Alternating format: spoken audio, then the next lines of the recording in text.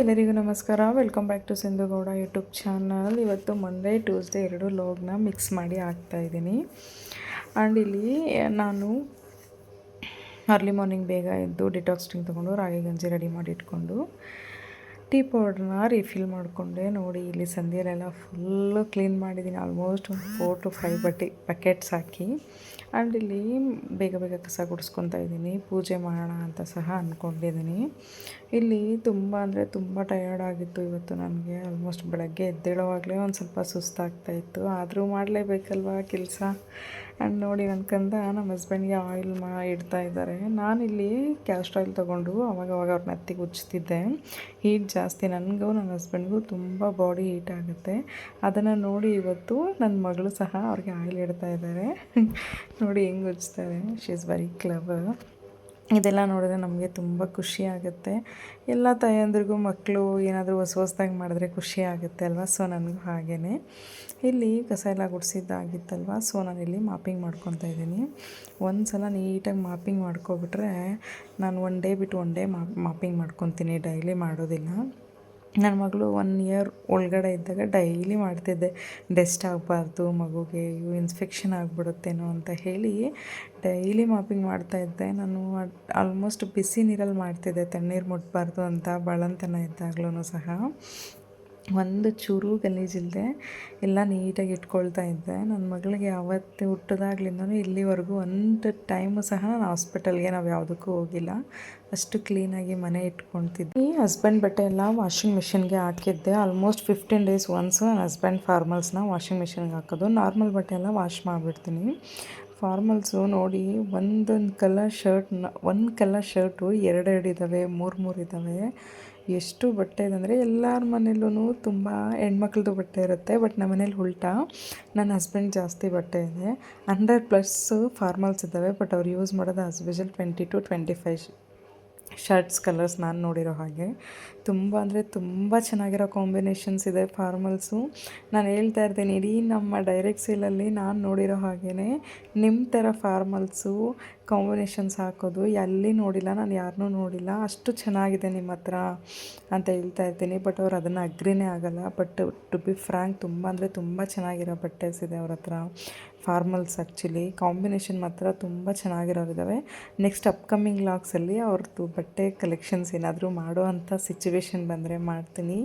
Almost ಕೊಟ್ಬಿಡ್ತಾ ಇರ್ತೀನಿ, ಆದರೂ ಅವ್ರದ್ದು ಬಟ್ಟೆ ಜಾಸ್ತಿ ಆಗ್ತಾ ಇರುತ್ತೆ. ನಾನಿಲ್ಲಿ ಇವತ್ತು ಎಲ್ಲ ಮನೆಯಲ್ಲಿ ರೂಮ್ಸ್ದು, ಹಾಲ್ದು, ಕಿಚನ್ದು ಎಲ್ಲ ಸ್ಕ್ರೀನೆಲ್ಲ ಹಾಕಿ ವಾಶ್ ಮಾಡಿ ಇಟ್ಬಿಟ್ಟಿದ್ದೀನಿ. ಬಿಕಾಸ್ ಮನೆ ಚೇಂಜ್ ಮಾಡಬೇಕಲ್ವಾ. ಇವಾಗಲೇ ಎಲ್ಲ ಒಂದೊಂದೇ ಮಾಡ್ಕೊಳ್ಳೋಣ ಅಂತೇಳಿ ಸ್ಕ್ರೀನ್ ಸಹ ನಾನು ವಾಷಿಂಗ್ ಮಿಷಿನ್ಗೆ ಹಾಕಿ ಕ್ಲೀನ್ ಮಾಡಿ ಇಟ್ಕೊಂಡಿದ್ದೀನಿ. ನೋಡಿ ಎಷ್ಟು ಬಟ್ಟೆ ಹಾಕಿದ್ದೀನಿ ಇವತ್ತು. ಮೇಲೆ ಹಾಕ್ಬಿಟ್ಟಿದ್ದೀನಿ ಟೆರೆಸ್ ಮೇಲೆ, ಬೇಗ ಆರ್ಕೊಳುತ್ತೆ ಅಂತ ಹೇಳಿ. ಆಮೇಲೆ ನಾನು ಫ್ರೆಶ್ ಅಪ್ ಎಲ್ಲ ಆಗಿ ಇಲ್ಲಿ ಕಾಫಿ ಮಾಡ್ಕೊಳ್ತಾ ಇದ್ದೀನಿ. ತುಂಬ ಅಂದರೆ ತುಂಬ ಟಯರ್ಡ್ ಆಯಿತು ಇವತ್ತು ನನಗೆ ಇಷ್ಟೆಲ್ಲ ಕೆಲಸ ಮಾಡಿದ್ದಕ್ಕೆ. ನಾನು ಒಂದೇ ಡೇಗೆ ಇಷ್ಟು ಕೆಲಸ ನಾನು ಯಾವತ್ತೂ ಮಾಡೋದಿಲ್ಲ. ಒಂದು ಕಸ ಎಲ್ಲ ಗುಡಿಸಿ ಮನೆಯೆಲ್ಲ ಒರೆಸಿ ಪೂಜೆ ಮಾಡಿ ನಾನು ಆಫೀಸ್ಗೆ ಹೋದರೆ ಅಷ್ಟೇ. ಆವತ್ತೇ ಬಟ್ಟೆ ಸಹ ವಾಶ್ ಮಾಡೋಲ್ಲ. ಬಿಕಾಸ್ ನನಗೆ ಓವರ್ ಟಯರ್ಡ್ ಆಗುತ್ತೆ. ಆಫ್ಟರ್ ಡೆಲಿವರಿ ಅಂತೂ ಬೆನ್ನೆಲ್ಲ ಒಂದು ಸ್ವಲ್ಪ ನೋವು ಬಂದಂಗೆ ಸಹ ಆಗುತ್ತೆ. ಹಸ್ಬೆಂಡ್ಗೆ ಟೀ ಕೊಟ್ಟೆ, ನಾನು ಕಾಫಿ ಮಾಡ್ಕೊಂಡು ಕುಡಿದೆ. ಹಸ್ಬೆಂಡ್ಗೆ ಹೇಳ್ತಾ ಇದ್ದೆ, ನಾನು ತುಂಬ ಅಂದರೆ ತುಂಬ ಇವತ್ತು ಟಯರ್ಡ್ ಆಗಿದ್ದೀನಿ, ನಾನು ಇಷ್ಟು ಕೆಲಸ ಯಾವತ್ತೂ ಮಾಡೋದಿಲ್ಲ. ಏನಾದರೂ ಒಂದು ಸ್ವಲ್ಪ ಮನೇಲಿ ಕೆಲಸ ಮಾಡಿ ಆಮೇಲೆ ನಾನು ಆಲ್ಮೋಸ್ಟ್ ರೆಸ್ಟಲ್ಲೇ ಇರ್ತಾಯಿದ್ದೆ ಆಫ್ಟರ್ ಡೆಲಿವರಿ. ನಾವು ಸೆಕ್ಷನ್ ಆಗಿರೋದ್ರಿಂದ ಅದು ಇಂಜೆಕ್ಷನ್ ಕೊಟ್ಟಿರೋ ಹತ್ರ ಪಕ್ಕದ ನರ ಎಲ್ಲ ಚುಲ್ ಅಂತ ಹೊಡಿತಾ ಇರುತ್ತೆ. ಅದು ಜಾಸ್ತಿ ಓವರಾಗಿ ಏನಾದರೂ ವೆಯ್ಟ್ ಎತ್ತೋದು ಜಾಸ್ತಿ, ಒಂದು ಇವಾಗ ಮೇಲೆ ಕೆಳಗಡೆ ಒಂದು 5 times ಓಡಾಡಿದೆ ನಾನು. ಅದೆಲ್ಲ ರಿಯಾಕ್ಟ್ ಆಗುತ್ತೆ. ತುಂಬ ಜನ ಹೇಳ್ತಾಯಿದ್ರು, ಬಟ್ ನಾನು ನಂಬ್ತಾ ಇರಲಿಲ್ಲ. ಬಟ್ ನನಗೀಗ ಎಕ್ಸ್ಪೀರಿಯನ್ಸ್ ಆಗ್ತಾಯಿದೆ. ಬಟ್ ಆಲ್ಮೋಸ್ಟ್ ನಾನು ಅಷ್ಟು ಟಯರ್ಡ್ ತೊಗೊಳಲ್ಲ ಏನಾದರೂ ಕೆಲಸದಲ್ಲಿ. ಆಲ್ಮೋಸ್ಟ್ ಎಷ್ಟಾಗುತ್ತೆ ಅಷ್ಟು ಮಾಡ್ತೀನಿ. ಇವತ್ತಂದು ತುಂಬ ಬಟ್ಟೆ ಎಲ್ಲ ತೊಗೊಂಡೋಗಿದ್ದು ಮೇಲೆ ಬಂದಿದ್ದೆಲ್ಲ ಕಷ್ಟ ಆಗ್ಬಿಡ್ತು ನನಗೆ.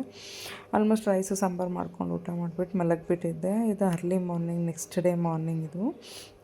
ಮತ್ತು ಮಾರ್ನಿಂಗು ಫ್ರೆಶ್ ಅಪ್ ಆಗಿ ಮುಖ ಎಲ್ಲ ತೊಳ್ಕೊಂಡು ರಾಗಿ ಗಂಜಿ ಮಾಡ್ಕೊಳ್ತಾ ಇದ್ದೀನಿ ಇವತ್ತು. ನಾನು ಡೈಲಿ ರಾಗಿ ಗಂಜಿ ಮಾಡೇ ಮಾಡ್ತೀನಿ. ಇಲ್ಲಿ ನಾನು ಒಂದು ಟರ್ಮರಿಕ್ ವಾಟರ್ ತೊಗೊಂಡಿದ್ದೆ ಇವತ್ತು ಡ್ರಿಂಕು. ಇಲ್ಲಿ ರಾಗಿ ಗಂಜಿ ಮಾಡ್ಕೊಳ್ತಾ ಇದ್ದೀನಿ. ಯಾಕಂದರೆ ನನಗೆ ನನ್ನ ಹಸ್ಬೆಂಡ್ಗೆ ಬಾಡಿ ತುಂಬ ಅಂದರೆ ತುಂಬ ಏಟು, ಕಾಲು ಉರಿ ಬರೋದು, ಈ ಥರ ಎಲ್ಲ ಜಾಸ್ತಿ ಆಗುತ್ತೆ. ಅದಕ್ಕೆ ಡೈಲಿ ಒಂದೊಂದು ಲೋಟ ರಾಗಿ ಗಂಜಿ ಮಾಡ್ಕೊಂಡು ಕುಡಿತೀವಿ. ಅಷ್ಟರಲ್ಲಿ ನಮ್ಮ ರಾಜ್ಕುಮಾರಿ ಸಹ ಎದ್ದರು. ಅವ್ರಿಗೆ 1 ಲೋಟ ಹಾಲು ರೆಡಿ ಮಾಡ್ಕೊಂಡಿದ್ದೀನಿ. ಟೇಸ್ಟ್ ಮಾಡಿ ನೋಡಿಸ್ಬಿಟ್ಟು ಅವ್ರಿಗೂ ತೋರಿಸ್ದೆ.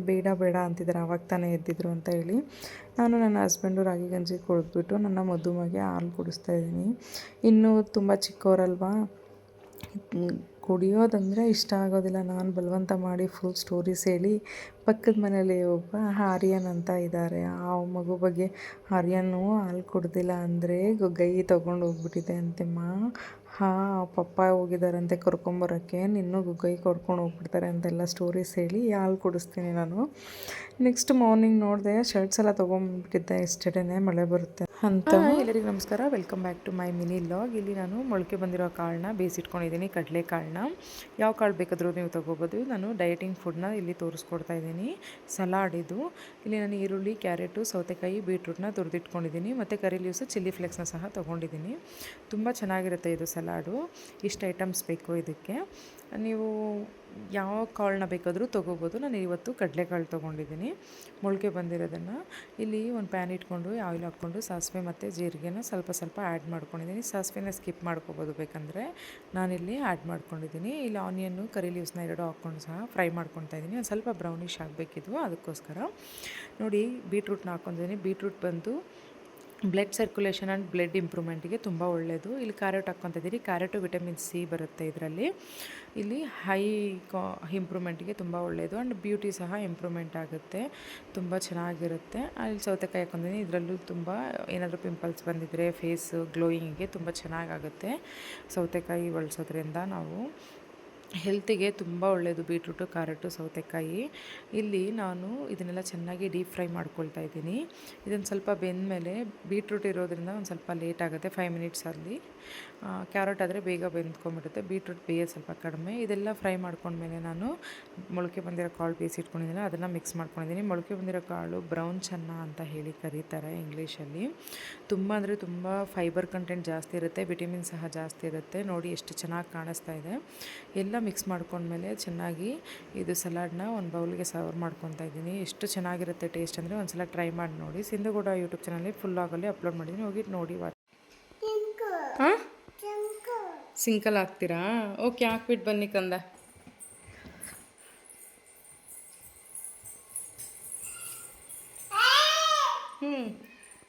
ಎಲ್ಲ ಹಾಕ್ತೀರಾ? ಹಾಕ್. Very good. ಇನ್ನು ಕಾಫಿ ಕುಡಿತಾ ಇದ್ದೀನಿ ನನ್ನಮ್ಮ.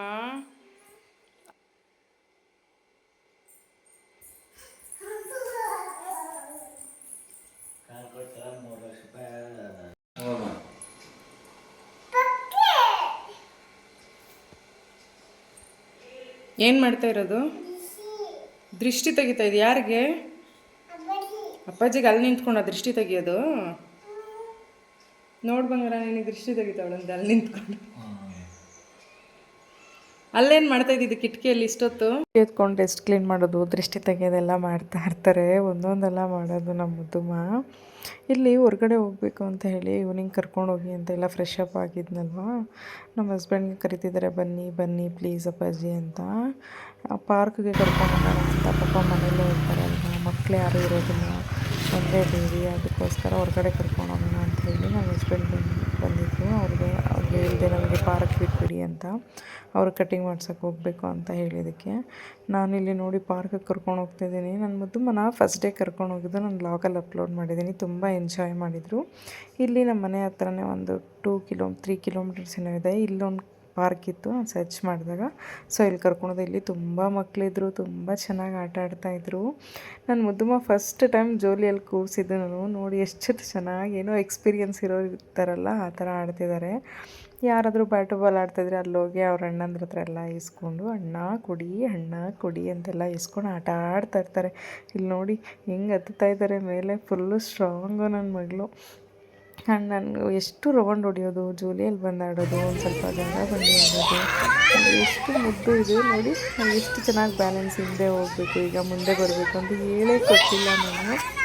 ಅವ್ರ ಮೈಂಡಲ್ಲೇ ಥಿಂಕ್ ಮಾಡಿಕೊಂಡು ಈ ಥರ ಮಾಡಿದ್ರೆ ಆಗುತ್ತೆ, ಈ ಥರ ಮಾಡಿದ್ರೆ ಹಿಂದೆ ಬರುತ್ತೆ ಕೈಯಲ್ಲಿ ಅವರೇ ನೋಡಿ ಎಷ್ಟು ಚೆನ್ನಾಗಿ ಜೋಲಿ ಆಡ್ಕೊತಾ ಇದ್ದಾರೆ. ವಿಡಿಯೋ ಮಾಡ್ತಾಯಿದ್ರು, ಹೇಳ್ತಾಯಿದ್ರು ಇವು ಬಿದ್ದೋಗ್ಬಿಡುತ್ತೆ ಮಗು ಏನೋ ಚಿಕ್ಕದು ಅಂತ. ಬಟ್ ಅವ್ರು ಚಿಕ್ಕದು ಏನೂ ಇಲ್ಲ, ಎಲ್ಲ ಗೊತ್ತಾಗುತ್ತೆ ನನ್ನ ಕಂದಾಗೆ. ಈ ಪಾರ್ಕ್ ಅಂದರೆ ತುಂಬ ಪೀಸಾಗಿ ಕಾಮಾಗಿ ತುಂಬ ಚೆನ್ನಾಗಿತ್ತು ನೇಚರು, ದೊಡ್ಡ ದೊಡ್ಡ ಮರಗಳ ಮಧ್ಯೆ ಇದು ಮಾಡಿದ್ದಾರೆ. ತುಂಬ ಚೆನ್ನಾಗಿತ್ತು. ನನ್ನ ಗಂಡನಿಗೆ ಇದೊಂದು ಚಿಕ್ಕ ಮಕ್ಕಳಿಗೆ ಆಡೋದಿತ್ತಲ್ವ, ಅದರಲ್ಲಿ ಸಹ ಕೂರಿಸಿದ್ದೆ. ಇದ್ರ ಮೇಲೆ ಕೂರಿಸಿ ಡಕ್ಕಿದೆ ಅಂತ ಹೇಳಿದ್ರೆ ಅದ್ರ ಮೇಲೆ ಕೂರಿಸಿ ನೋಡಿ ಒಬ್ಬರೇ ಆಡ್ತಿದ್ದಾರೆ. ಯಾರೋ ಪಾಪ ಬಂದು ಆಂಟಿ ನನ್ನ ಮೇಲೆ ಕೂರಿಸಿ ನಾನು ಆಟ ಆಡಿಸ್ತೀನಿ ಅಂದರೆ ಕೇಳ್ತಾನೆ ಇಲ್ಲ. ನಾನು ಒಬ್ಬಳೇ ಆಡ್ತೀನಿ, ಬೇಡ ಅಕ್ಕ ನೀನು ಅಂತ ಅವ್ರನ್ನ ದೂರ ಕಳಿಸ್ತಾರೆ. ಅಂಡಾಗ ಪಾರ್ಕಲ್ಲೆಲ್ಲ ಆಟ ಆಡ್ಕೊಂಬಂದ್ವಿ. ಚೆನ್ನಾಗಿತ್ತು. ಇದು ಲೇಔಟ್ ಸಹ ತುಂಬ ಅಫಿಷಿಯಲಾಗಿ ಪೀಸಾಗಿತ್ತು, ಚೆನ್ನಾಗಿತ್ತು. ನಾವು ಪಾರ್ಕಲ್ಲಿ ನನ್ನ ಮಗಳನ್ನ ಆಟ ಆಡೋಷ್ಟರಲ್ಲಿ ನನ್ನ ಕಂದನ್ನ ನಮ್ಮ ಹಸ್ಬೆಂಡ್ ಹೋಗಿ ಕಟ್ಟಿಂಗ್ ಮಾಡಿಸ್ಕೊಂಬಂದಿದ್ದಾರೆ. ನೋಡಿ ಹೇರ್ ಕಲರ್ ಎಲ್ಲ ಹಾಕ್ಸ್ಕೊಂಡಿದ್ರು. ಬಟ್ ಈವ್ನಿಂಗ್ ಬರಬೇಕಾದ್ರೆ ವೆದರ್ ಎಷ್ಟು ಚೆನ್ನಾಗಿತ್ತು ಅಂದರೆ ತುಂಬ ಚೆನ್ನಾಗಿತ್ತು. ನನಗೆ ತುಂಬ ಇಷ್ಟ ಈ ಥರ ಎಲ್ಲ ನೋಡೋಕ್ಕೆ. ಫಸ್ಟು ನಾನು ತುಂಬ ವೀಡಿಯೋಸ್ ಮಾಡಿ ಇಟ್ಕೊಳ್ತಿದ್ದೆ. ಈಗ ಲಾಗ್ಸಲ್ಲೆಲ್ಲ ಅಪ್ಲೋಡ್ ಮಾಡ್ತಾಯಿದ್ದೀನಲ್ವ, ಅದೊಂದು ಖುಷಿ. ನೋಡಿ ಎಷ್ಟು ಚೆನ್ನಾಗಿದೆ. ಇಲ್ಲಿ ದೇವರೆಲ್ಲ ವಾಸ ಮಾಡ್ತಾರೇನೋ, ಅದಕ್ಕೆ ಅಲ್ಲೇನೋ ನಡೀತಾ ಇದೆಯೇನೋ, ಅದು ನನ್ನ ಮನಸ್ಸಿನ ಭಾವನೆ. ಅದಕ್ಕೆ ಅಷ್ಟು ಚೆನ್ನಾಗಿ ಕಾಣಿಸ್ತಿದೆ ಇವತ್ತು. ಈ ಥರ ಎಲ್ಲ ಅನಿಸುತ್ತೆ ನನಗೆ. ನನ್ನ ಮನೆಗೆ ಬಂದಮೇಲೆ ಡಿನ್ನರ್ಗೆ ಪ್ರಿಪೇರ್ ಮಾಡ್ಕೊಳ್ತಾ ಇದ್ದೀನಿ. ಸೊಪ್ಪು, ಬೇಳೆ, 2 ಮೆಣಸಿನ್ಕಾಯಿ, ಟೊಮೊಟೊ, ಈರುಳ್ಳಿ, ಬೆಳ್ಳುಳ್ಳಿ ಎಲ್ಲ ಕುಕ್ಕರ್ಗೆ ಹಾಕ್ಕೊಂಡು ಇದನ್ನು ಲಿಡ್ ಕ್ಲೋಸ್ ಮಾಡ್ಕೊಂಬಿಟ್ರೆ ತುಂಬ ಚೆನ್ನಾಗಿರುತ್ತೆ. ನಾನು ಆಲ್ಮೋಸ್ಟ್ ಇಲ್ಲಿ ಬೇಳೆ ಮತ್ತು ಸೊಪ್ಪು, ಮೆಣಸಿನ್ಕಾಯಿ ಹಾಕಿ ಮಾತ್ರ ಇಟ್ಟಿದ್ದೆ. ಆಮೇಲೆ ಇಲ್ಲಿ ಟೊಮೊಟೊ, ಆನಿಯನ್ನ ಆ್ಯಡ್ ಮಾಡಿದ್ದು. ನೋಡಿ ಬೆಣ್ಣೆಲ್ಲ ಎಷ್ಟು ಚೆನ್ನಾಗಿ ಕಾಣಿಸುತ್ತೆ. ಇದು ಏನು ತುಂಬ ಸಿಂಪಲ್ ಇದು ಮಾಡ್ಕೊಳೋದು. ನಾನೇನು ಹೇಳ್ದೆ ಅದನ್ನೆಲ್ಲ ಮಾಡಿಕೊಂಡು ವಿಸಿಲ್ ಹೊಡಿಸ್ಕೊಂಬಿಟ್ರೆ ಈ ಥರ ಬರುತ್ತೆ. 2 ರೌಂಡ್ ತಿರುಗಿಸ್ಕೊಟ್ಬಿಟ್ಟು ಮತ್ತು ಇನ್ನೊಂದು ಪಾತ್ರೆ ಇಟ್ಕೊಂಡು ಆಯಿಲ್ ಹಾಕ್ಕೊಂಡು ಒಗ್ಗರಣೆ ಹಾಕ್ಕೊಂಬಿಟ್ರೆ ಒಂದು ಸ್ವಲ್ಪ ಸಾಂಬಾರು ಪೌಡ್ರ್ ಆ್ಯಡ್ ಮಾಡಿಕೊಂಡ್ರೆ ಸಾಕು. ತುಂಬ ಚೆನ್ನಾಗಿರುತ್ತೆ. ಚಿಕ್ಕ ಮಕ್ಕಳಿಗೆ ಸಹ ಕೊಡ್ಬೋದು. ತುಂಬ ಹೆಲ್ತಿಯಾಗೂ ಇರುತ್ತೆ. ಸೊಪ್ಪು ಬೇಳೆ ಹಾಕಿ ರೈಸ್ ಹಾಕಿ ಕೊಡ್ತಾರೆ. ಬಟ್ ಈ ಥರ ಸಾಂಬಾರು ಮಾಡಿ ನಾವು ಸಪ್ರೇಟ್ ರೈಸ್ ಮಾಡಿ ಮಿಕ್ಸ್ ಮಾಡಿದ್ರು ಸೇಮ್ ಟೇಸ್ಟೇ ಬರುತ್ತೆ, ಚೆನ್ನಾಗಿರುತ್ತೆ. ಇದೆಲ್ಲ ಕುದಿ ಬಂದಮೇಲೆ ಸೇಮ್ ಅದೇ ಸಾಂಬಾರು ಮಾಡಿ ಕುದಿಸ್ಕೊಂಡಿದ್ನಲ್ಲ ಸೊಪ್ಪೆಲ್ಲ, ಅದೇ ಕುಕ್ಕರ್ಗೆ ನಾನು 1 ಲೋಟ ಅಕ್ಕಿ ಹಾಕ್ಕೊಂಡು ರೈಸ್ಗೆ ಇಟ್ಕೊಳ್ತಾ ಇದ್ದೀನಿ. ಮತ್ತು ಅದನ್ನು ತೊಳೆಯೋದು ಮತ್ತು ಚೇಂಜ್ ಮಾಡೋದು ಯಾಕೆ ಅಂತ, ಸಾಂಬಾರೇ ಅಲ್ವಾ, ಸೊಪ್ಪು ಬೇಳೆ ಅಷ್ಟೇ ಅಲ್ವಾ ಅಂತ ಹೇಳಿ ಅದೇ ಕುಕ್ಕರ್ಗೆ ಹಾಕ್ಕೊಂಡು ರೆಡಿ ಮಾಡ್ಕೊಳ್ತಾ ಇದ್ದೀನಿ. ನಾನು ಆಲ್ಮೋಸ್ಟ್ ಎಷ್ಟು ಬೇಕೋ ಅಷ್ಟೇ ಅಡುಗೆ ಮಾಡ್ಕೊಳೋದು. ಆದರೂ ಒಂದೊಂದು ಟೈಮ್ ಸ್ವಲ್ಪ ಉಳಿದ್ಬಿಡುತ್ತೆ. ಇಲ್ಲಿ ತುಂಬ ಡಾಗ್ಸ್ ಬರುತ್ತೆ, ನಾನು ಹಾಕ್ಬಿಡ್ತೀನಿ. ಅನ್ನ ಎಲ್ಲ ವೇಸ್ಟ್ ಮಾಡೋಕ್ಕೋಗಲ್ಲ ಜಾಸ್ತಿ ನಾನು. ಇದೆಲ್ಲ ಅಡುಗೆ ಡಿನ್ನರು ಎಲ್ಲ ಪ್ರಿಪೇರ್ ಆದಮೇಲೆ ನಾನು ಮುದ್ದುಮ್ಮಗೆ ಸ್ವಲ್ಪ ಹೇಳ್ಕೊಡ್ತಾ ಇದ್ದೆ. ಇಲ್ಲಿ ನೋಡಿ ಎಷ್ಟು ಚೆನ್ನಾಗಿ ಆಟ ಆಡ್ತಾ ಇದ್ದಾರೆ. ಇದು ರಿಂಗ್ಸ್ ಎಲ್ಲ ಹಾಕ್ತಾರೆ, ನಾನು ಹೇಳಿದ್ರೆ ಕಲರ್ ಯಾವುದು ಅಂತ ಹೇಳಿ. ಬಟ್ ಅವ್ರ ಹತ್ರನೇ ನಾನು ಕೇಳ್ತಿದ್ದೆ, ಇದು ಯಾವ ಕಲರ್ ಹೇಳಮ್ಮ, ಇದು ಯಾವ ಕಲರ್ ಅಂತ. ಆಲ್ಮೋಸ್ಟ್ ಹೇಳ್ತಾರೆ, ಆದರೂ ಕನ್ಫ್ಯೂಷನ್ನು. ಮೈಂಡಿನ ಕಲಿತಾ ಇರೋ ಏಜ್ ಅಲ್ವಾ, ಅಷ್ಟು ಕಾನ್ಸ್ಟೆಂಟ್ ಇರೋದಿಲ್ಲ. ಸಿಂಧುಗೌಡ 7487 ಅನ್ನೋ ಇನ್ಸ್ಟಾಗ್ರಾಮ್ ಐಡಿಯಲ್ಲಿ ಅವ್ರ ಕ್ಯೂಟ್ ವೀಡಿಯೋಸ್ನ ಅಪ್ಲೋಡ್ ಮಾಡಿದ್ದೀನಿ. ಹೋಗಿ ಫಾಲೋ ಮಾಡ್ಕೊಳ್ಳಿ ಪೇಜ್ನ. ನನ್ನ ಸಿಂಧುಗೌಡ ಯೂಟ್ಯೂಬ್ ಚಾನಲ್ನ ಸಬ್ಸ್ಕ್ರೈಬ್ ಮಾಡ್ಕೊಳ್ಳಿ, ಲೈಕ್ ಮಾಡಿ, ಶೇರ್ ಮಾಡಿ. Thank you for watching.